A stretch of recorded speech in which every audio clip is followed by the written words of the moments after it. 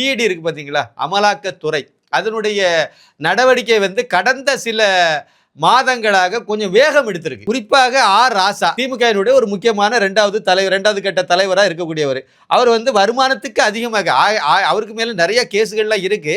இல்ல வருமானத்துக்கு அதிகமாக 5,53,00,000 ரூபாய் சேர்த்த வழக்கை வந்து இடி விசாரிச்சுட்டு இருக்கு.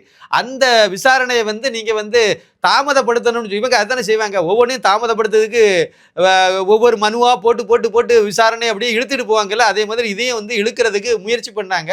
அதை தடுக்கணும்னு சொல்லி அமலாக்கத்துறை தீவிரமா இறங்கி அவங்க பங்களுக்கு அதை பண்ணிட்டாங்க. பொன்முடி வந்து அமலாக்கத்துறை விசாரணைக்கு போனாரு. போகும்போது கம்பீரமா முன்வாசல் வழியா போனாரு. அங்க ஒரு 4-5 மணி நேரம் விசாரணை நடந்துச்சு. விசாரணை முடிஞ்ச உடனே தலையை தொங்க விட்டுட்டு பின்வாசல் வழியா வெளியே போயிட்டாரு. அந்த அளவுக்கு ஆதாரங்கள் அவங்க கையில சிக்கிட்டு இவருக்கு வந்து கழுத்தை நெருக்குறாங்க. பொன்முடிக்கு ஒரு வழக்கு இல்லை, பல வழக்கு. வருமானத்துக்கு அதிகமா சொத்து சேர்த்த வழக்கு, மணல் கொள்ளை வழக்கு, அப்புறம் இன்னும் நிறைய வழக்குகள் எல்லாம் கையில வச்சுட்டு இருக்காரு அவரு. அதனால வந்து அவர் இப்ப நெருங்கிட்டாரு. அவருக்கும் வந்து வழக்கு வந்து அமலாக்கத்துறை தரப்புல எடுக்கக்கூடிய நடவடிக்கைகள் வந்து கடுமையாக போகுது அப்படிங்கிறத இன்னொரு பக்கம்.